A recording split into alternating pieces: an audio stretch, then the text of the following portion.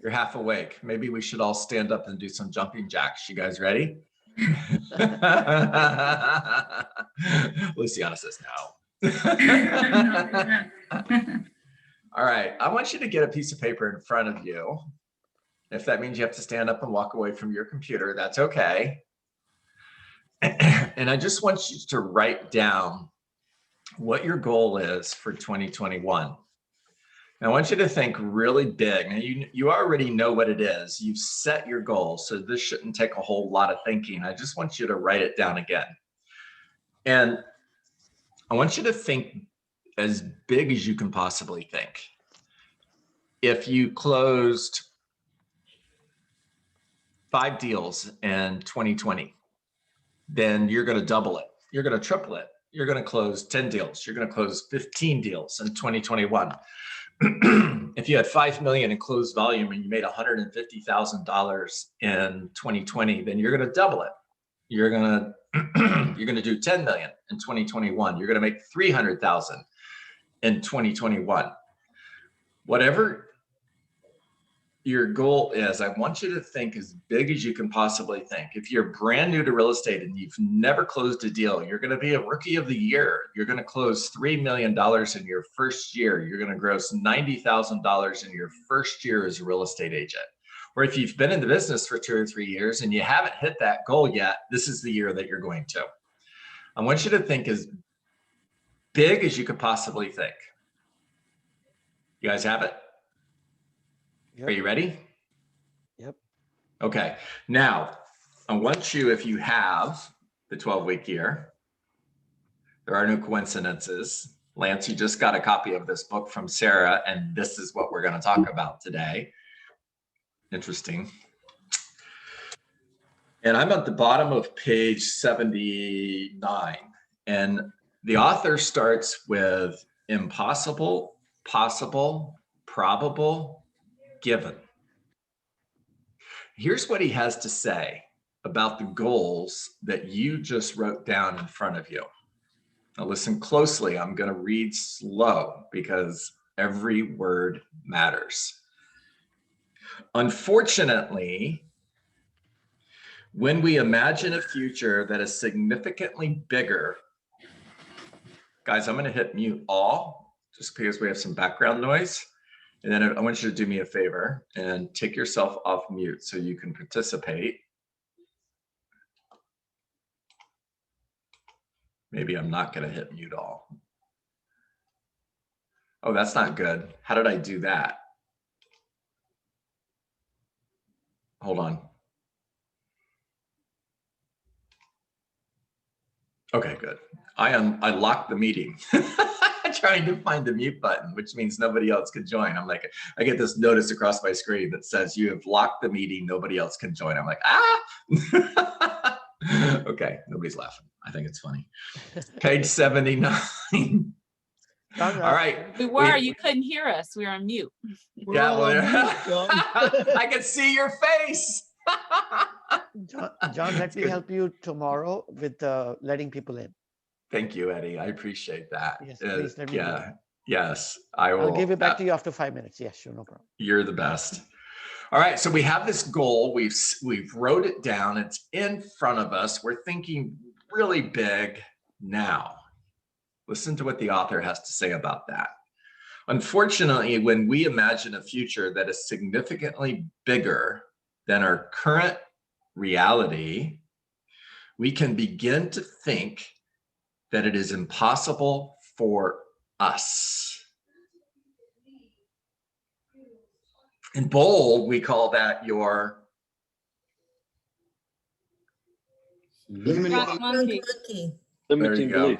Limiting beliefs, drunk monkey, drunk whatever we're calling the monkey now, because drunk is not. Yeah. We're not allowed to say that anymore. Whatever.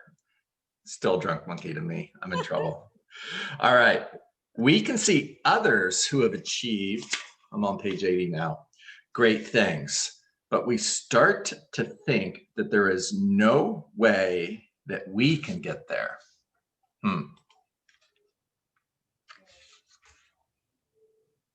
When you start to envision a significant accomplishment that is well beyond what you've achieved in the past, the question most people immediately ask is, how would I do this? The fact that you don't know how to do it creates the perception, that means it's not real. It creates the perception that it is impossible, at least for you. The problem is that if you think something is impossible, you will never attain it.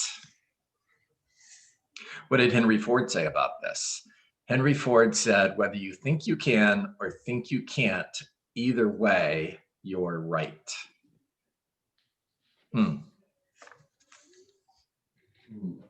The first step, then, to reaching your biggest dreams, those dreams that you wrote down in front of you, those goals that you wrote down in front of you at the beginning of this call, is to shift from impossible thinking to possible thinking. You do this not by asking how. How is the wrong question. At this time, it's the wrong question. Later on, it becomes the right question, but right now, it's the wrong question. The right question is, what if? So as I'm walking this morning, I'm thinking about my big goals. And I'm answering, what if I brought home $30,000 a month? If I brought home $30,000 a month, I would do this. If I brought home $30,000 a month, it would make a difference for my family like this. If I brought home $30,000 a month, I would help more people. If I brought home $30,000 a month, if I brought home $30,000 a month, and I kept doing this for maybe 20 minutes. And by the time I had reached a 20-minute point, envisioning what if, my whole mindset changed. And I stopped thinking it's not possible. And I got excited because I was attached to an emotional why.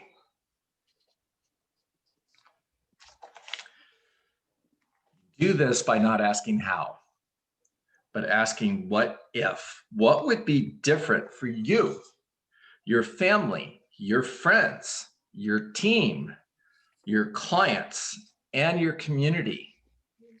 By asking what if, you give yourself permission to entertain the possibility and begin to connect with the benefits. That word is so important. You're connected to your emotional why.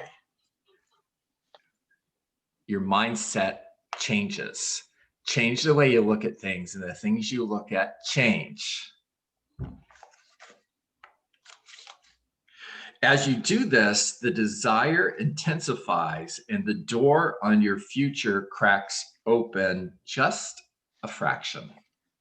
And that's all it needs to, that's all you need, is just a little bit, just a fraction, just enough so you automatically begin to shift from impossible to possible thinking. Once you see your vision as possible, then you begin the shift from possible to the next level, probable. You make this shift by asking the question that we avoided earlier. How might I? How is not a bad question. In fact, it is perfect. It is a perfectly good question, but the timing is critical. You see, how in the beginning is the wrong time to ask. The first question that you have to answer before you answer how is why. What if? What if I achieved all these goals? Once you've changed your mindset and you've shifted from impossible to possible thinking, now you ask how. Once you see your vision as possible, the question of how is an essential question. If the question of what if is the visioning question, then the question of how is the planning question. So now I move from what if to get from impossible to probable. And now that I'm in probable, now I ask how in order to create a plan. And I move from possible to probable. And from probable, I move to given. Now I'm on a destination with it. Now I'm on a journey with a destination that is assured. Now I can see the future. And not only do I know I'm going to get there, I'm already there. All right, there gotta be a ton of ahas. Just take yourself off mute, talk to me.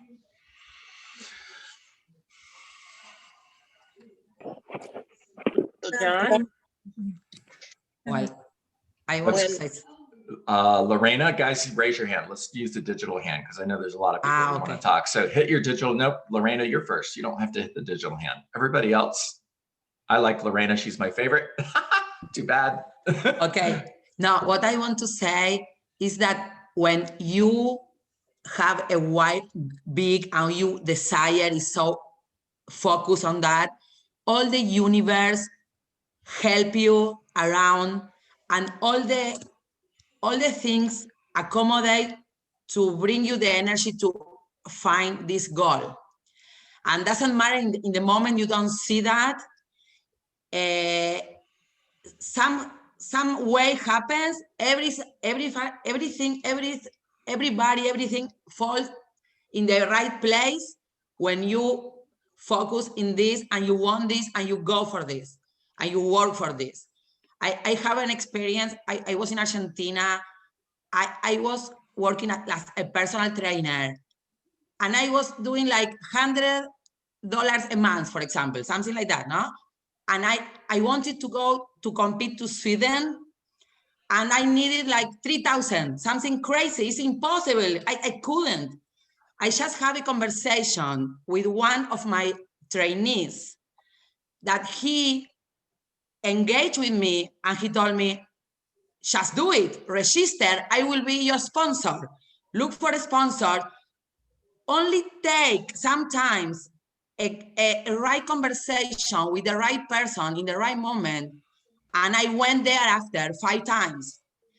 And was amazing because I couldn't think about the possibility. And just to talk with him, I got it. So I just want to share that even in the moment you see like impossible, everything is possible, everything. Everything. I love that. Thank you for sharing. Carol Moore, you're up next. Paige, you're after Carol. Good morning. Thanks for the opportunity. Yes, You ma'am. know, when I heard and read by asking what if, and it's cracking the door open just a fraction, it reminds me of mustard seed faith. Yes. Just believe a little bit and you can achieve it. You can move mountains. Yeah. Yep. Yeah. You could say to the mountain, go from here to here, and it will obey you. And most times we are our own mountain. You. Yes, we are. I think that's 100% what he meant when he said that. I don't think that God was telling us to literally move mountains.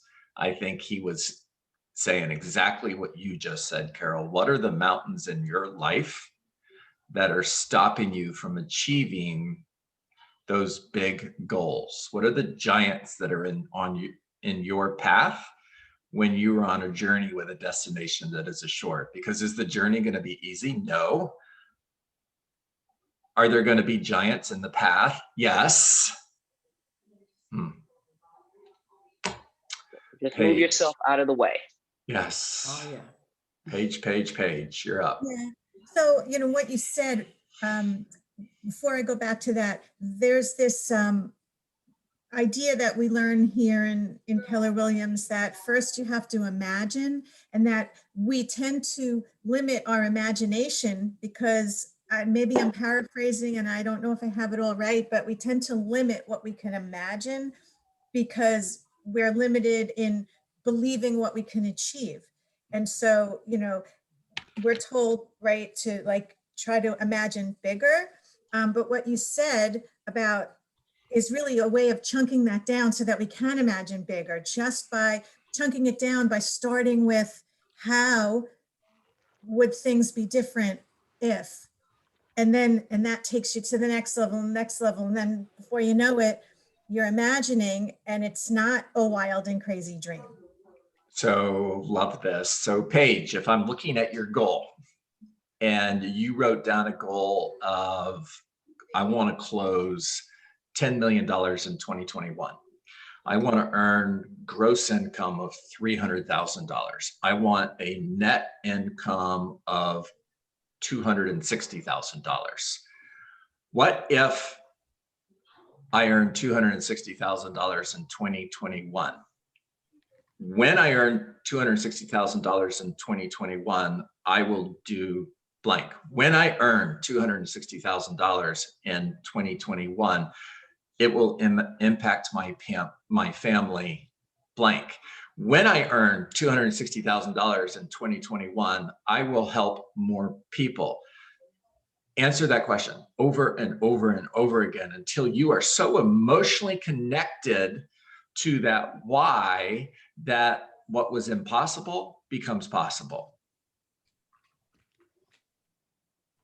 So here, I'll be transparent for a moment since nobody else's hand is up right now. Raise your hand if you have something to share and I will call on you. Angel, I'm coming to you next. So one of my weekly walks is Deerfield Beach to Boca. And I'm walking down, part of that walk is on the street. I think it's called Spanish Trails. I forget the name of the street, but it's a street where all of the homes are on the intercoastal. And these homes are multi-million-dollar homes, $3 million homes, $5 million homes, $10 million homes. I mean, they're mansions. They're amazing. And if I'm being truly transparent with you guys, which kind of dangerous, I would tell you that my mindset as I'm walking down this street is I'll never live in one of those.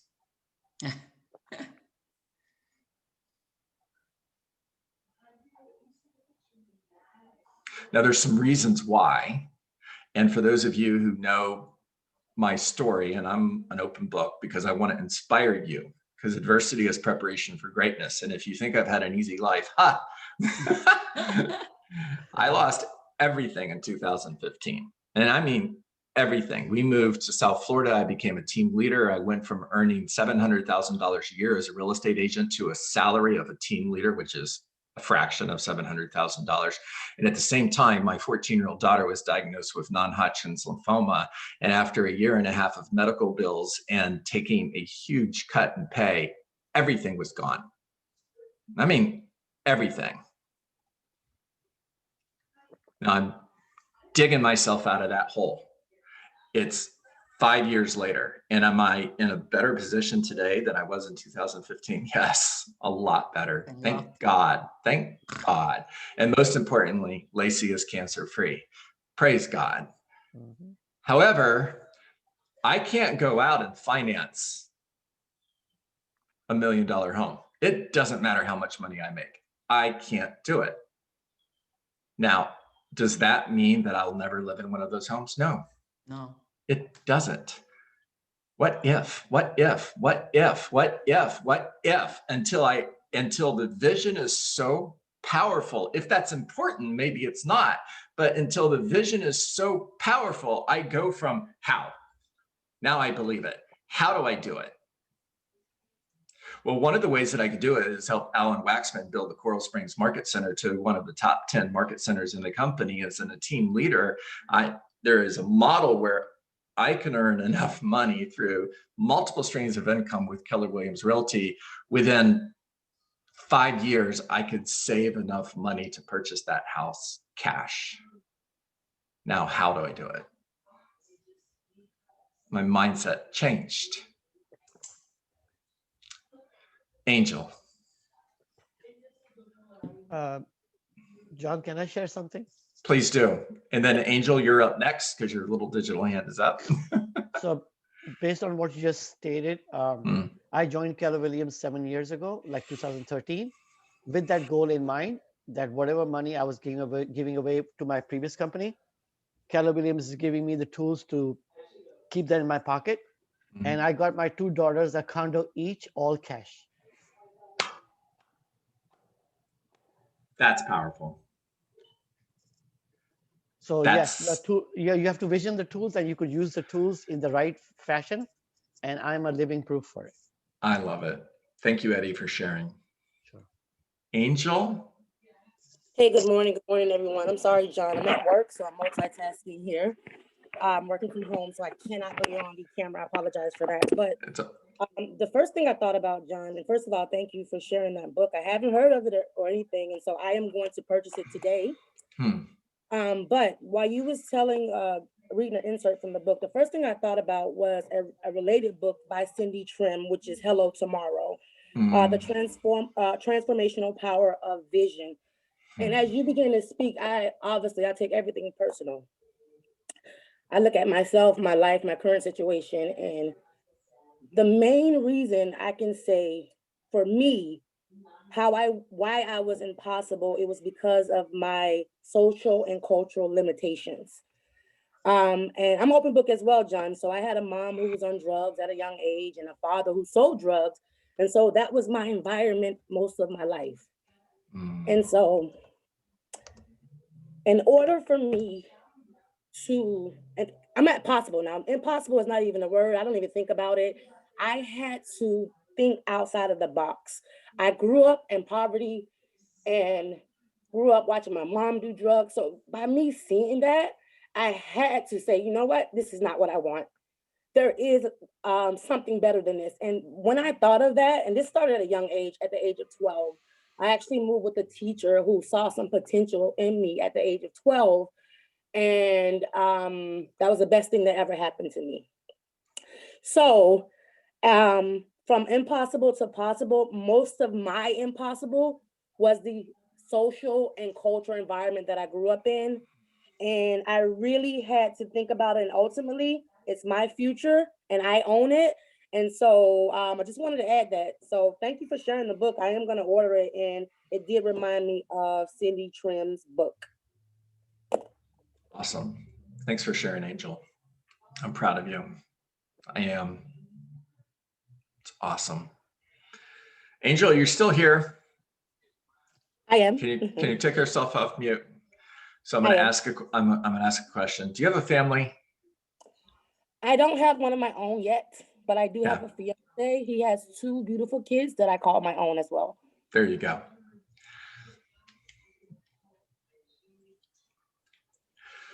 You have an opportunity to change, to break the chain, and those children will never knew the life that you knew.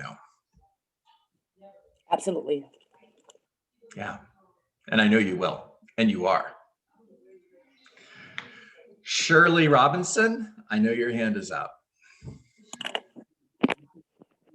My great takeaway is when I ask what if, you give yourself permission to entertain the possibility and begin to connect with the benefits.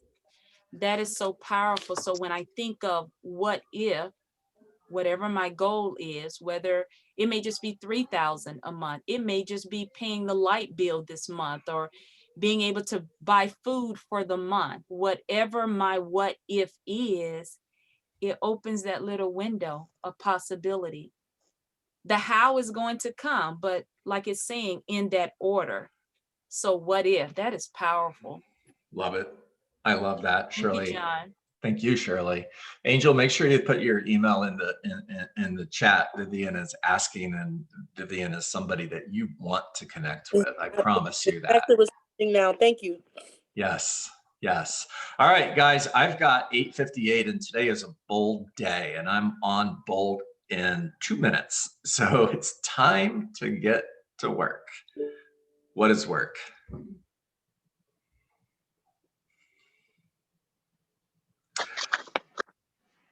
Am I taking it today? I will gladly take this. What is Yes. work? Work is 20 conversations. It's not 19, it's not 18, it's not 17 conversations. Because when I settle for 17 conversations because it's close enough, I didn't have the 18th conversation, which could have been $1 million listing that I never got because I didn't have the conversation. Make care calls, not sale calls. Always lead with gratitude. Always bring value to every single conversation. Start with, thank you for taking my call. I appreciate you. Every day, focus on getting an appointment, getting a referral, or adding somebody to your database.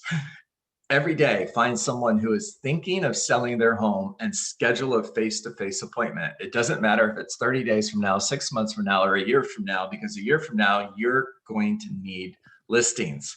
When you go on one appointment every single day over 250 days, that's a work year, over 250 days, you are face-to-face with 250 potential sellers. Those 250 potential sellers now live in your pipeline, and you're going to follow up forever because you reject rejection, and because no is not a word that lives in your vocabulary. And because you're following up forever, you're creating emotional proximity. Remember that people will never change their mind, but what they will do is make a new decision based on new information. And because you're following up forever, you are giving them an opportunity to make a new decision, which is going to be to hire you.